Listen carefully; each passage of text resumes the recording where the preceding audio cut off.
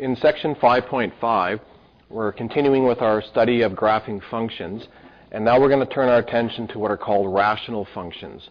A rational function is simply a ratio of any two polynomial functions, and one aspect of rational functions that's quite prevalent is asymptotes. Now in Math B30, you would have studied vertical and horizontal asymptotes and perhaps oblique asymptotes. We're going to concentrate on just the vertical and the horizontal, and so we're going to start with vertical. So I've written down here how you locate vertical asymptotes. In a rational function, there will be a vertical asymptote, which from now on I'll just use the abbreviation VA. There will be a vertical asymptote at any line x equals c for any value of c in which the denominator is 0. An important point here, though, is that the numerator has to be non-zero. So I'll show you with some examples here. So for example, let's say we had a rational function f of x equals x divided by x minus 2. So this is called a rational function. It's a ratio of two polynomials. In this case, it's a linear function divided by a linear function. If we were trying to locate a vertical asymptote, all we would do is turn our attention to the denominator. Is there a value of x that would make the denominator equal to 0? So is there any value of x where x minus 2 is 0?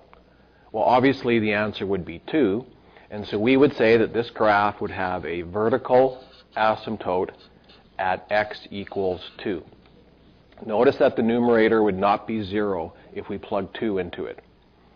So what that would mean is, now I'm not going to draw this graph in its entirety right now, but if we were to begin drawing this function, what we know is that at x equals 2, the function doesn't exist. You can't plug 2 into this function because it would be undefined. So what's going to happen is we would draw a dotted line right here at x equals 2, and that dotted line would be called the vertical asymptote. Now in a moment here we'll actually address how to graph the function at that near the asymptote, but for now we're just trying to identify where it would be. So just to show you some other things that can happen, you can have a function f of x equals negative 3 over x squared minus 1. I picked this example to illustrate that sometimes you can have more than one vertical asymptote. If you were to make the denominator equal to 0 in this case, x squared minus 1 equals 0, you would get two values. You would get x equals 1 and x equals negative 1. So this graph, again, if you were to draw it, you would go over one unit to the right and draw a dotted line, one unit to the left and draw a dotted line, and those two lines would be called vertical asymptotes. It's possible for a function, a rational function, to not have a vertical asymptote. Suppose you had 4x over x squared plus 4. In this case, if you were to take x squared plus 4 and make it equal to 0, there would be no real solution. There would be imaginary solutions, but there would be no real solutions. So in this case, there's no vertical asymptote. And believe it or not, that actually makes the job of graphing it a little more challenging, because if you have vertical asymptotes, then it gives you some guideline as to where to begin drawing your function. In this case, there would be no vertical asymptote, and we would have to use other techniques for helping us graph it. And the last example I wanted to show you would be something like f of x equals x minus 3 over x squared minus 9. Now I picked this example because you'll notice that there are values of x where the denominator is 0. If you were to solve this, if you were to solve x squared minus 9 equals 0, we would get x equals 3 and x equals minus 3. But notice in this case that the number 3, if you plugged it into the numerator, would actually give you 0 as well. You may recall this from studying limits, that what's actually happening here is if you factored this denominator, the factors would divide out. And so there wouldn't be a vertical asymptote there. There would be what's called a gap or a hole in the function. So if we were to draw this graph, there would be a vertical asymptote at x equals negative 3, but at x equals 3, the graph would just have a hole or a gap. Now we're only concentrating on vertical asymptotes in this section. So don't concern yourself about the gaps right now.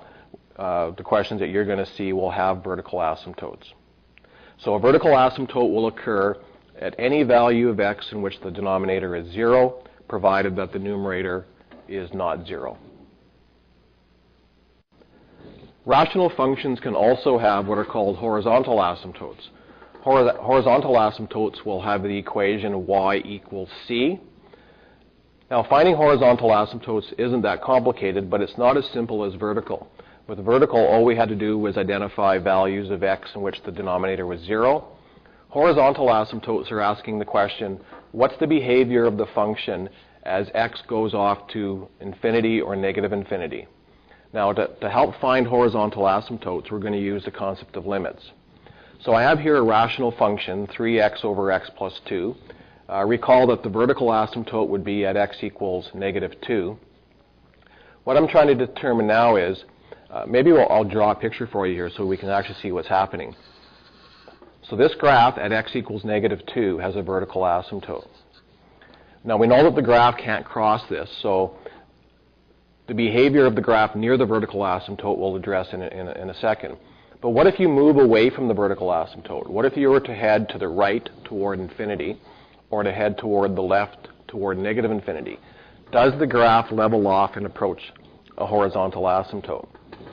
Well, if it does, we need to know, we need to use limits to determine that. So the question is, what's the limit as x goes to infinity of the function 3x over x plus 2? Now, one way of doing this, we could cheat a little bit, and what we could do is just plug in a really big number. We could plug in something like 100 or 1,000 or 1,000,000 into here and see what we get for a y value. But instead of doing that, let's approach it from a more analytical point of view. How do you actually find the limit as x goes to infinity? Well, if I imagine plugging an infinitely large number into the top and the bottom, all that's going to happen is the top is going to get really big and the bottom is going to get really big. So it doesn't really help me. So we're going to use a bit of a trick here. What I'm going to do is I'm going to multiply this fraction, the top and the bottom, by the same quantity. And what I'm going to do is I'm going to pick the highest degree in the function. The highest degree here is x to the 1 and x to the 1. So I'm going to multiply the top by 1 over x, and I'm going to multiply the bottom by 1 over x. And the reason why I've chosen 1 over x is because the largest degree is 1. If it was 2, I'd multiply by 1 over x squared. Now look what happens to the question. The numerator, the x's will divide out, and we'll just get the number 3. On the bottom, when we multiply x plus 2 by 1 over x, the x will just become 1, and 2 times 1 over x will become 2 over x. So I haven't changed the question, I've just changed what it looks like. It takes on a different form. But now what I can do is I can actually take the limit. Because if you concentrate just on the part that has a fraction, if you just concentrate on this part right here, what happens to that? If you were to let x go to infinity, what happens to 2 over x? Well, if you keep plugging in bigger and bigger numbers for x here, what's going to happen is this is going to get progressively smaller. If we were to plug, let's say, 100 in here, this would become 2 over 100, which is really, really small. It's 0.02. It's close to 0. What if we were to plug in even a larger number, like 1,000? Well, now it's going to be 0.002. So you can see what happens is, as I let x go to infinity, the overall value of 2 plus x is eventually going to become 0. So the limit as x goes to infinity of 2 over x is just 0. So now what I can do over here is I can actually take the limit. If I take the limit, what happens is this term essentially disappears. It becomes infinitely small, and I end up with just the answer 3. So as x gets really big, this function is going to get closer and closer and closer to 3. That number 3 is the horizontal asymptote. So this graph is going to have a horizontal asymptote. If I went up here to 3, this graph is going to have a horizontal asymptote right there at 3. And that means that as I head off toward infinity, my graph is going to get closer and closer. Now, we don't know from which side yet. That'll come in a moment. But it's going to come down like this and approach 3, or maybe approach 3 from underneath. But we know that the graph is going to get closer and closer to 3. Now, if we went the other way toward negative infinity, the same thing would happen. It wouldn't matter whether we plugged a very big positive or a very big negative number into here. if we said let x go to negative infinity of 2 over x, well, imagine plugging in negative 1,000 into here. This answer is still going to be really small. It's just going to be now a really small negative number, but it's still going to be approaching 0. And so the limit's still going to be 3. So that's how we're going to find horizontal asymptotes. So for example, if we had the function f of x equals x over x squared plus 1. Now this graph would not have a vertical asymptote. Recall that if we made that equal to 0, there would be no solution. Let's multiply by the largest degree, 1 over x to the largest degree. Well, in this case, the largest degree is x squared.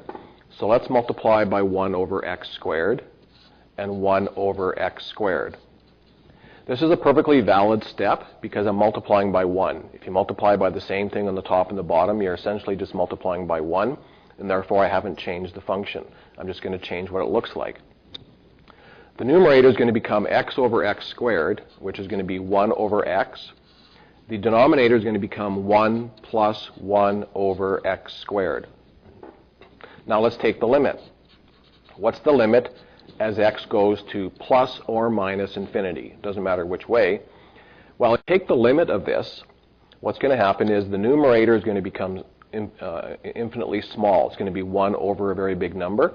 So we're going to end up with 0 over 1 plus 0, which is just 0 over 1, which is 0. So in this case, the horizontal asymptote would be y equals 0. I forgot to write that up here. This would be y equals 3, would be the horizontal asymptote. Now, something that you probably learned in B30 that I just want to remind you of, because it can save you a lot of work. It's not really necessary to do all this limit work every time. In B30, you learn a theorem. It's called the horizontal asymptote locator theorem. And I'll just quickly review that with you because, as far as I'm concerned, you can use that theorem if you want instead of doing all this work. The theorem basically says that there will be a horizontal asymptote depending on how the degree of the numerator and the denominator compare to each other. Notice in the first question that the degrees were the same, 1 over 1. If the degrees are the same in the top and the bottom, then the horizontal asymptote will always be y equals, and then you just take the ratio of the leading coefficients. The leading coefficient here being 3, and this one being 1. So you notice that 3x over 1x became 3 over 1, which is where the horizontal was. In this question, the degree was higher in the bottom. So if the degree is higher in the bottom, the horizontal will always be at y equals 0. If the degree is the same in the top and the bottom, then the horizontal will be at y equals the ratio of the leading coefficients. If the degree is higher in the top than the bottom, the graph will not have an asymptote that's horizontal. It'll have what's called an oblique asymptote.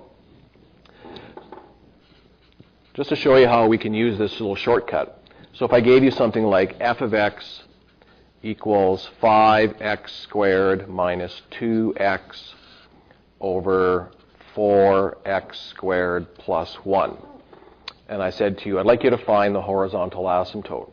Well, one way of doing it would be using this technique right here. Just multiply top and bottom by 1 over x squared. But what I'm saying to you is that it's perfectly valid to skip that work and just compare the degrees. In this case, it's a degree 2 over a degree 2.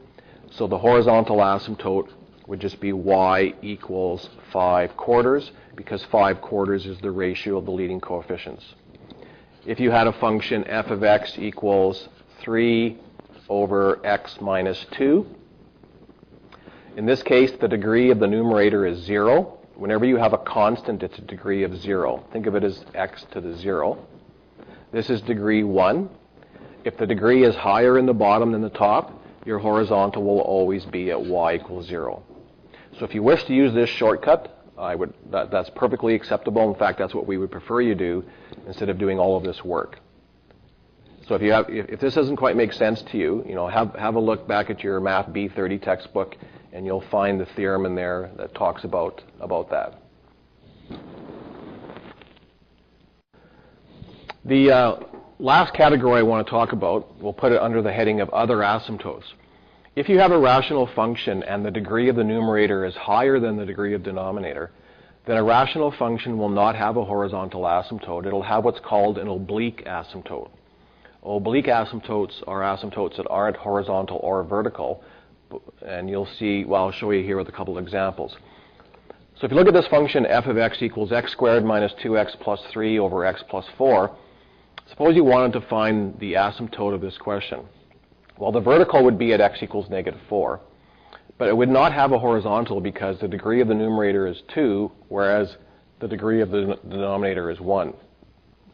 To find the other asymptote, what you do is, again, you have to take the limit. You've got to say, what's the limit as x goes to infinity? Plus or minus of the function f of x. Well, again, it's hard to tell by just looking at it in its current form, because if I plug an infinitely large number into the top, it'll just be really big, and so will the bottom. So it's hard to tell what's happening. So we're going to do some division. We're going to divide the denominator into the numerator. So if I divide x plus 4 into x squared minus 2x plus 3, so let's do that division. Now I'm going to use long division here. You may be familiar with a strategy called synthetic division. That would work fine too. But for something this simple, we'll just use long division. So x goes into x squared x times. So this will be x squared plus 4x. And then we subtract. The x squareds cancel, and we end up with minus 6x. We bring down the plus 3. X goes into minus 6x minus 6 times, so we get minus 6x minus 24. We subtract, and we get 27. So what I've done by dividing the denominator into the numerator is I've rewritten the question. The question is now f of x equals x minus 6, my answer, and then there's a remainder of 27 over our divisor of x plus 4. Now you may ask, well, why did I do that? Because my goal was to take the limit. Well, if I take the limit of this statement now, if I take the limit as x goes to plus or minus infinity, as x goes to plus or minus infinity, this part right here is going to get larger and larger and larger, whereas the 27 will stay the same. So what happens is the overall value of this expression is going to approach 0. We're going to end up with 27 over an increasingly larger and larger number. So as this graph goes off to infinity or negative infinity, the graph is eventually going to behave as if it was just x minus 6. So in this case, the curve has what's called an oblique asymptote. In this case, because it's a line, sometimes we just call it a slant asymptote. And the slant asymptote would be x minus 6. So if I was to draw that, if we were to draw x minus 6 is just a line going through the y-axis at minus 6 with a slope of 1. So it would look something like that. I should have drawn that dotted.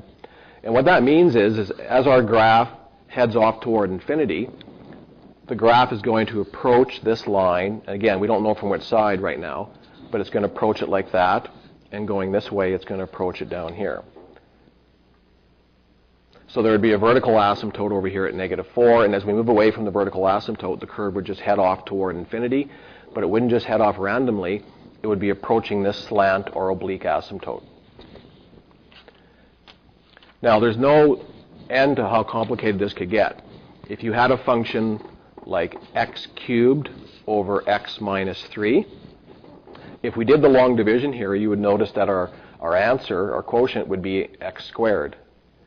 In this case, the asymptote would be parabolic. You'd actually have an asymptote that was in the shape of a parabola.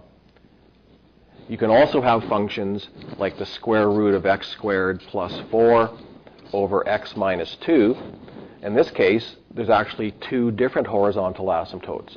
The graph is going to be approaching one line and then a different line in the other direction. So there's really no end to how complicated these questions can get. So what I have to make a decision on is, in the limited time we have, my goal is just to teach you the basics here and make sure you understand what's going on. So I want to make a point here that's very important for you. I don't want you to worry at all about these situations. So you are not responsible. You are not responsible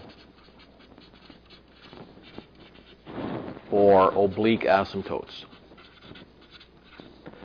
And I'm not doing that just because they're too hard, or it's just that in the limited time we have, I just want you to concentrate on asymptotes that are vertical and horizontal.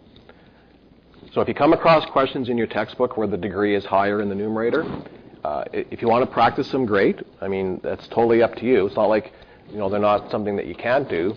It's just that I don't want you to have to worry about it.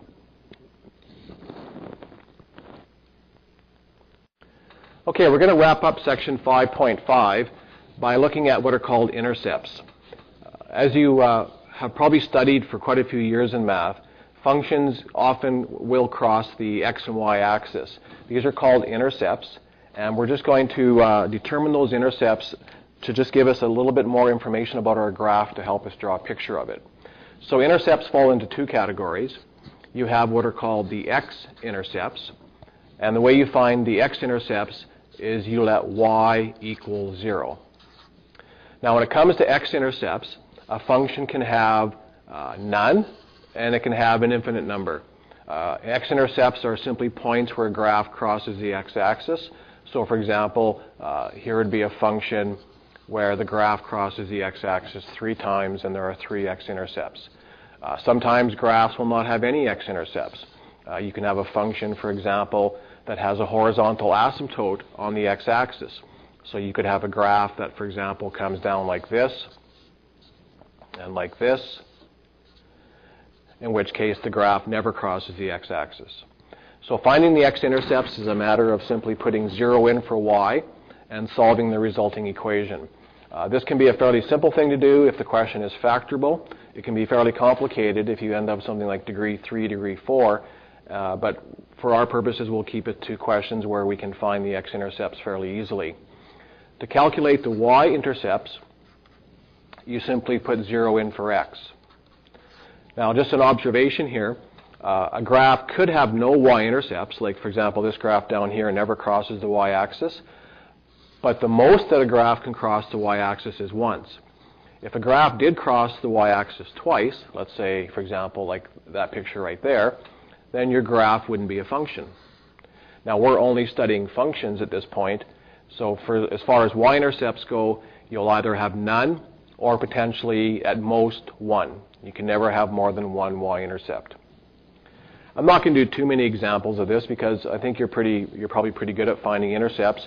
But just as an example, you know, if we had something like y equals 3x plus 6 over x squared, for example, and you wanted to calculate the intercepts. So to calculate the x-intercept, you would just put 0 in for y. So 0 equals 3x plus 6 over x squared. Put the 0 over 1, cross multiply. You'll end up with 3x plus 6 equals 0. So x equals negative 2. So our graph is crossing the x-axis at negative 2, 0. To calculate the y-intercept, well, in this example that I picked, to calculate the y-intercept, what you would do is you would put 0 in for x, and you'd end up with 3 times 0 plus 6 over 0 squared.